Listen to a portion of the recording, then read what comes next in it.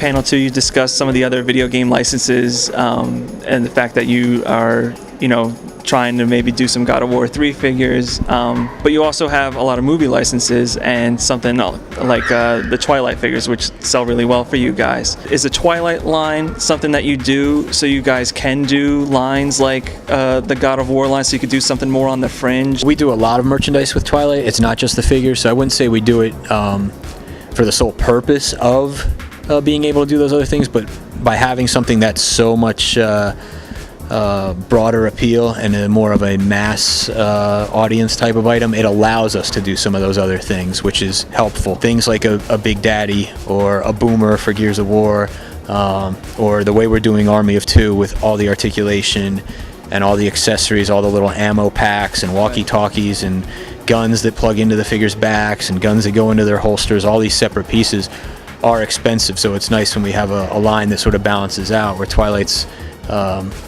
not as complicated to sculpt, and there are not as many pieces involved in making the figures, and it sells really well. It seems more and more that like a lot of your licenses, not to say that you guys aren't still doing like the movie figures, because you are, but there's more and more video game things. Is that something that you guys are consciously seeking out? I'm definitely a gamer. I've gotten more and more into gaming again since we've been working on it. Like, I grew up hardcore Atari, 2600, 7800, NES, Super NES, all the way up. PS1, PS2, you name it, and for a while just got so busy, kind of fell out of it for a bit, and in the last several years, probably the last 5 or 6, I've gotten totally addicted again, and it's good because I need to for my job, and it's not a bad thing that you have to play video games. It's pretty enjoyable most of the time. Merchandise makes sense and translates well because people are so involved in it. They want a Marcus figure, or they want a Lancer, or even if it's just like a hoodie that's got the Gears logo on it. It's like it's part of their life now, and it's part of mine as well. And playing the games and working closely with Epic, like you become very immersed in it too. Like, I deeply care about Gears of War and trying to make as many characters as we possibly can from it.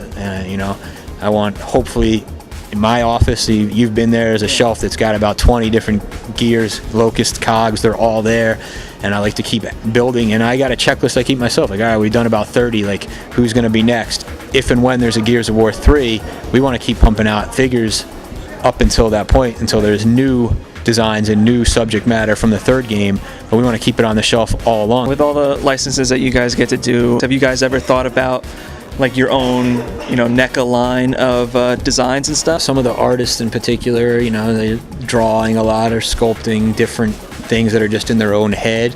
From a merchandise or business standpoint, it's not something that we've wanted to pursue ever. Even before the business got tougher and the economy went worse, it was just like, we've always wanted to be in the licensed business. We want to take care of the thing and treat it as if it was our own, and just do the best job we can with stuff like Gears or Kratos or BioShock or Resident Evil, Street Fighter, you name it. A lot of your gaming licenses are skewed towards male lead characters, and that's part of the gaming world in itself. Are there any maybe like female lead characters that you guys are looking to branch out in? We've done a few Lara Crofts. She's probably the most iconic female in video games, and they've done well enough. At a time we looked at Heavenly Sword, it didn't seem to be right for action figures. Retail, we've seen the female figures never do as well. It just, statistically, it's the way it is, and that's why a lot of times the collectors are looking for it, because they're always short packed, because the companies have known put one in a case, because most people aren't buying them. We've seen a little of that with Street Fighter, where Ken and Ryu far outsold Crimson Viper. Now, I don't think it's a quality of the figure. The figure's great and the design's great. There, it's a question of like, is it because she was a new character and people weren't as familiar, where they've known Ken and Ryu for 20 years? Right. And I'm not sure. We'll know more with the second series, since Chun-Li's in there, because probably after Lara Croft, Chun-Li's probably one of the, if not the best known female video game character. I would love to do Samus from Metroid, kick-ass, fully posable, LED lights. But for now, we don't have any Nintendo licenses. So, but I mean, if there's one female figure that I could do from the world of video games, definitely be Samus. I'm going to thank Randy for his time, and be sure to check gamervision.com for more on what NECA's got coming for you in the future.